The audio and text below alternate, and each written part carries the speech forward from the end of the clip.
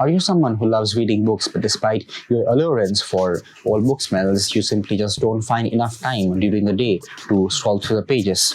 Well, in this video, I'm going to talk about how I, despite not being a big bookworm, consume 3 books weekly. So watch till the end of this video.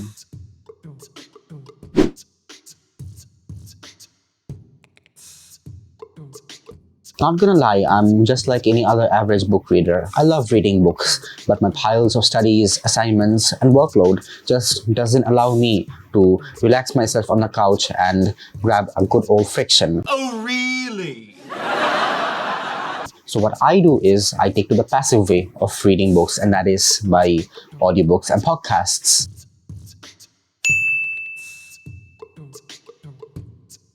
As the name says, audiobooks are basically books that are voiced by a narrator and then converted into an MP3 file. Today, I'm going to talk about 5 benefits of audiobooks and how this has completely changed how I approach my day. So first and foremost is the fact that audiobooks are basically the same as reading books. It is a very big misconception that audiobooks are not a substitute of reading books. While it can be true in some cases, for example, understanding heavy concepts or studying textbooks, it isn't a very strong supportive argument.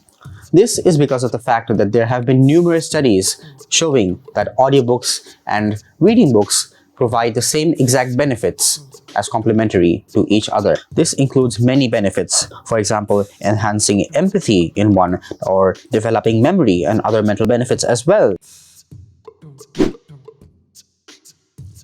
Moving on, did you know that the average person can read at most 200 to 250 words only per minute?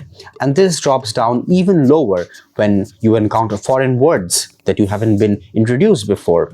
Well, here is point number 2 that I like about audiobooks, is that it allows you to listen to the same material that you're going to read through scrolling pages, but even faster and more effectively, because it saves hell loads of time that I can invest on other activities during the day. And talking about this topic kind of reminds me of my own daily productive morning routine, which includes waking up at 5 a.m., getting my morning prayers done, and then cook myself my own breakfast as I listen to my favorite audiobook, The Subtle Art of Not Giving an F by Mark Manson. And as I skim through more activities like working out or writing my daily journal as I enjoy a hot coffee, I get to experience this whole new world around me, and it kind of provides me with so much insight to the way I look at things and from many different angles. And coming to think of this, I kind of think that it wouldn't have been possible for me to experience all this if I stuck to my old conventional way of reading books.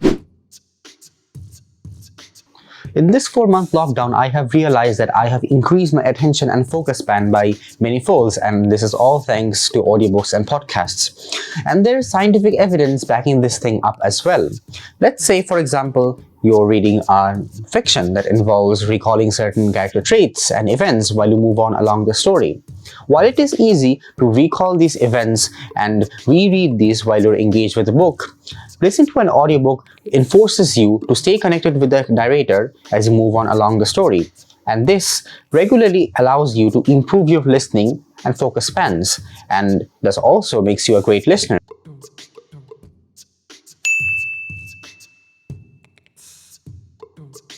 Lastly, and certainly the most worth mentioning feature of audiobooks and podcasts is that they're the most easiest things you would want to carry with yourself wherever you want to go. You could just download a 300-page book and store it inside your pocket and would carry it with you wherever you want to go. So these are the reasons why I'm a big fan of audiobooks and podcasts. But I'd also like to add some extra material for you, especially students, because I think these are issues that are necessary to address.